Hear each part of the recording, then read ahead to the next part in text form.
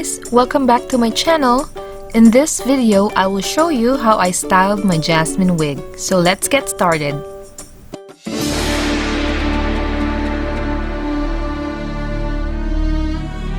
I ordered this wig from an online store before, and I actually forgot how long ago. It was pre-styled already, but I was not satisfied when I got it, so I have to restyle it. Place the wig on your mannequin head and pin it securely with T-pins.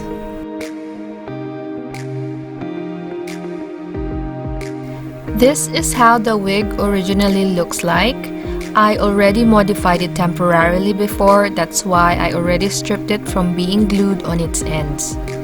So originally, the ends of the bangs are glued to the scalp, as you can see the glue marks that was left on the wig. It is also in a ponytail bun, which we will redo later.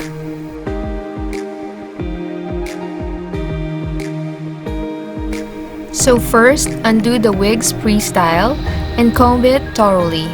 I am starting at the back and untying the ponytail and loosening the hair strands for combing.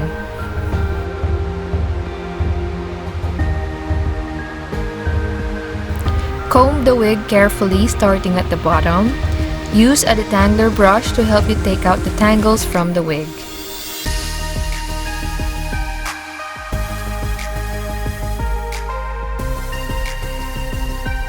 Tie the wig into a ponytail to keep it from flying around while styling.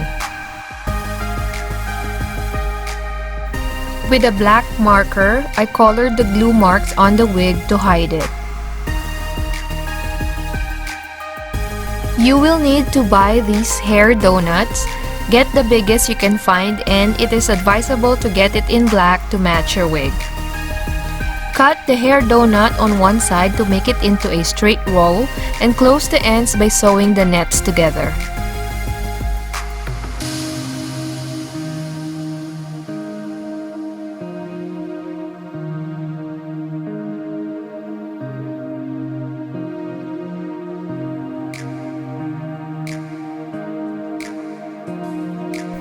Place the roll on the wig to test how it would look like and to know the exact position you would want it to be.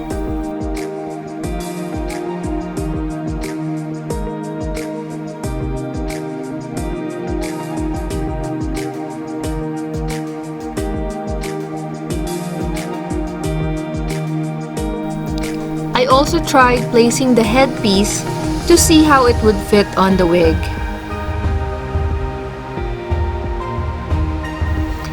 Glue the hair donut rolls on the wig.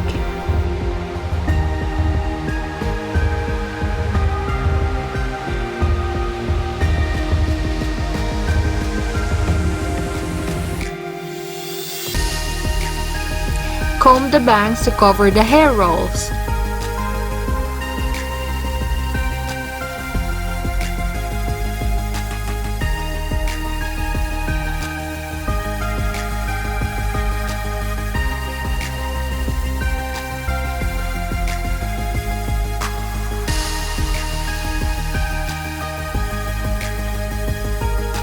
To keep the wig in place, I'm going to use this Got2b Blasting Freeze Spray I bought from Amazon.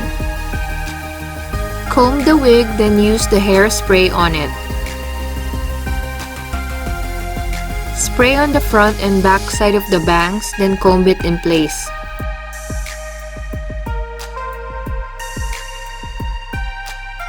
Do it by section to manage it better.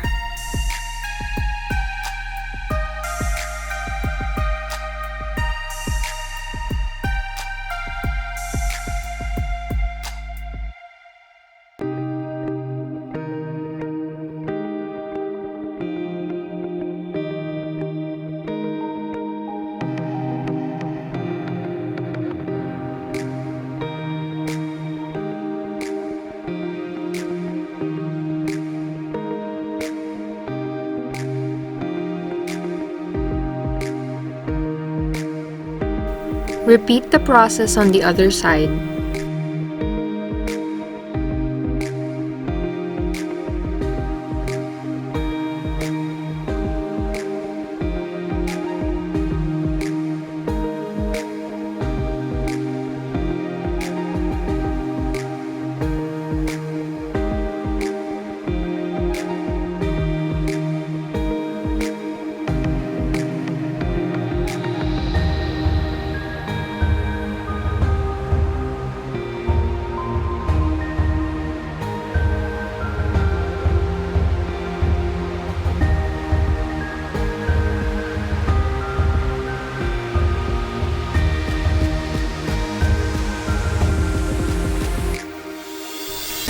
This is how it looks like at the back.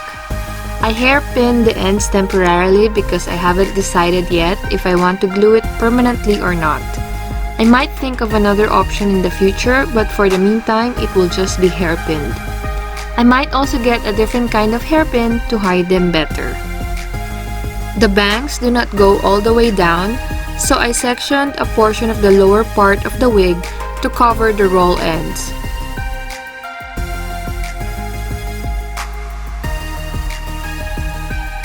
I tied the middle portion of the wig into a ponytail so it doesn't fly away.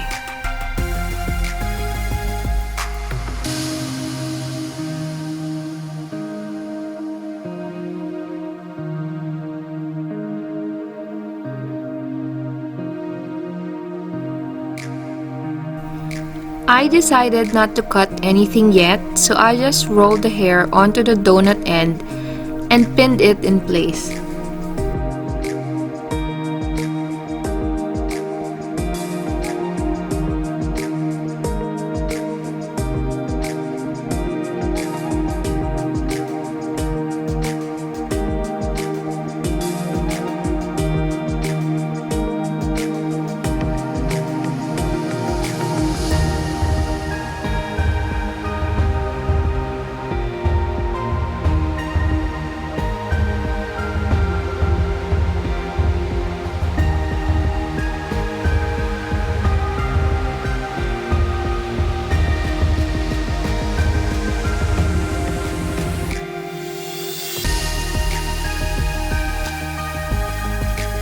Then I added the loose hair into the ponytail.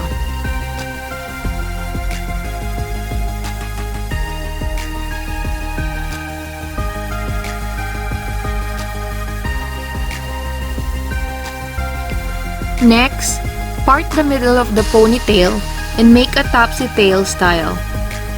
I think it would also help if you have the topsy-tail hair tool.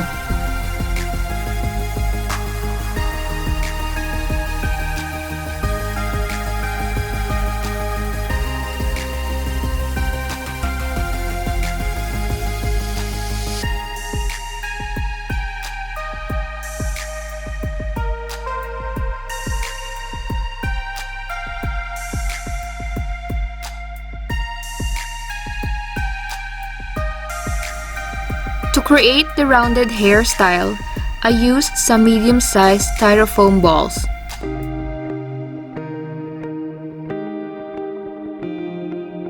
I painted the foam balls with black acrylic so it will blend with the wig.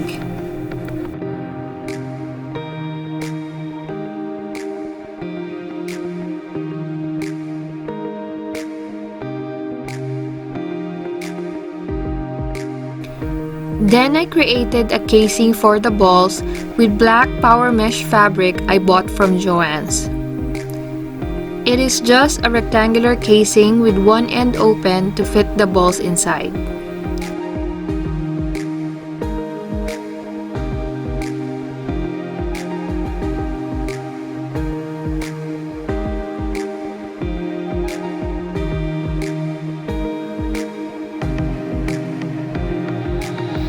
After I placed the balls inside, I hemmed the other end close. Then I inserted one end of the casing into the ponytail. I pinned it to the wig net at the back. You can sew this if you want it permanent.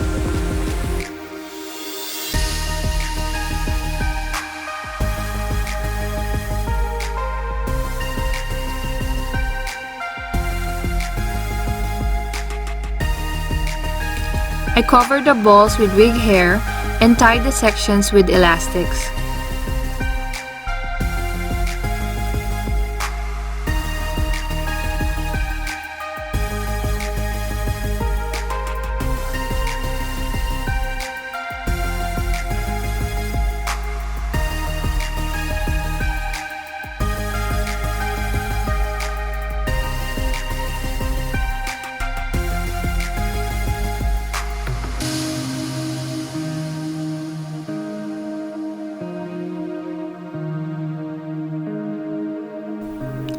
Then I added the teal hair ties.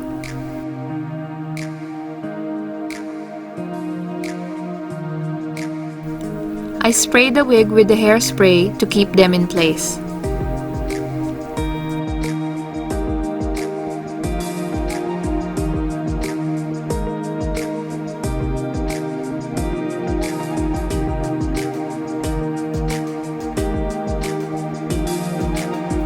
And here is my restyled Jasmine wig.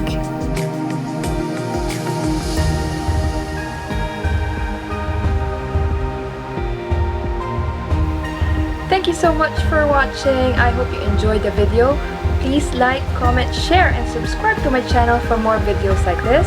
You can also find me in Facebook and in Instagram. Until next time, bye!